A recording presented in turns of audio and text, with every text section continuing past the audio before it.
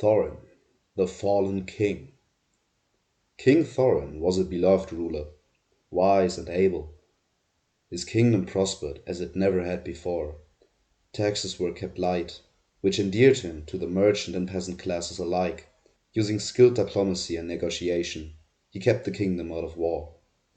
There were no towns of grieving widows or hungry orphans under his rule. The soldiers enjoyed long visits home to spend time with their families in safety and help tend to domestic matters. There was, however, a small contingent who didn't appreciate Thorin's way of doing things. Foremost among these malcontents was no other than the monarch's younger brother Edwin. He rankled at the pacifistic policies of Thorin, seeing them as a stain on the honor of the kingdom and their house. After all, what did it say of their strength if they failed to carry on the old ways, the ways of the sword and conquest and blood? The barbarians populating the savage lands beyond their borders had stopped fearing the might of the kingdom. Noble houses which had maintained their place through warfare sat dormant, their power and influence dwindling season after peaceful season. It was from among these houses that Edwin found the support he sought. A handful of noblemen responded to secret summons. Once gathered, a plan was revealed. The few who opposed it didn't survive the meeting. A coup was under way. Edwin bid his treacherous noblemen return to their estates, to each gather a selection of their most ruthless and skilled men-at-arms. After doing so, they returned to the royal residence under the guise of making a social call.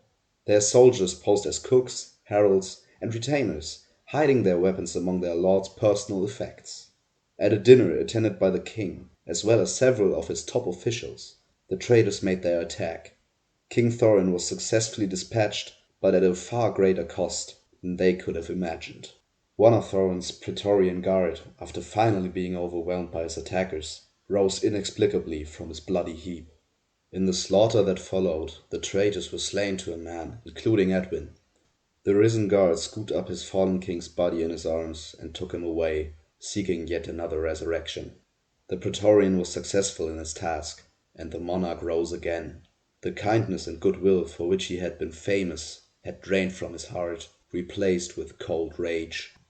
Rumors eventually reached Thorin that his brother had also been brought back into the living world. At this news he found a new purpose.